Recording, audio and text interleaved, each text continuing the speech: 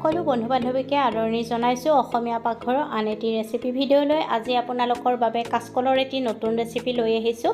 আশা কৰোঁ আপোনালোকে এই ৰেচিপিটো শেষলৈকে চাব আৰু চাই ভাল পালে ভিডিঅ'টোত লাইক কমেণ্ট শ্বেয়াৰ আৰু অসমীয়া পাকঘৰ চেনেলটো যদি এতিয়ালৈকে ছাবস্ক্ৰাইব কৰি ৰখা নাই তেতিয়াহ'লে ছাবস্ক্ৰাইব কৰি কাষত থকা বেল আইকনটো অন কৰি ৰাখিব। কাচকল আৰু আলুখিনি সিজাই বাকলি আঁতৰাই ল'ব আৰু তাৰপিছত তাত বেচন, সোৱাদমতে নিমখ, হালধি, জিৰা গুড়ি, ধনিয়া গুড়ি আৰু কাশ্মীৰী ৰেড চিলি পাউডাৰ দি দিব আৰু ভালকৈ চামুচৰ সহায়ত পিটিকি ল'ব আৰু তাৰপিছত হাতেৰে ভালকৈ সানি ল'ব লাগিব আৰু হাতত তেল লগাই সৰু সৰু লাড়ু বনাই ল'ব।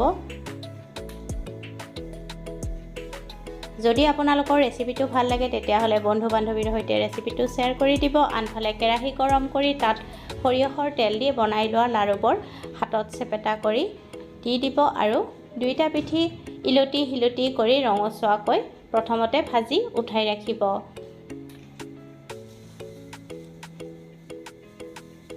আটাইখিনি ঠিক তেনেকৈ ৰঙচুৱাকৈ ভাজি উঠাই ৰাখিব। এতিয়া তাত পাঁচফোৰণ, শুকান জলকীয়া, কেঁচা জলকীয়া আৰু তেজপাত দি কাটি লোৱা আলুখিনি দি দিব লাগিব আৰু আলুখিনি লৰাই লৰাই নিমখ হালধি দি কিছু সময় ভাজি ল'ব লাগিব আৰু এতিয়া তাত জোখমতে পানী দি ভাজি লোৱা কাচকলৰ বৰকেইটা দি দিব আৰু সোৱাদমতে নিমখ, হালধি, জিৰা গুড়ি, ধনিয়া গুড়ি আৰু কাশ্মীৰী ৰেড চিলি পাউডাৰ দি ভালকৈ উতল আহিলত তাত কচুৰি মেথি দি গেছৰ জুই নুমুৱাই গৰম গৰম ভাতৰ লগত পৰিৱেশন কৰিব। পুনৰ উপস্থিত হ'ম। আজিলৈ আহিলোঁ। ধন্যবাদ।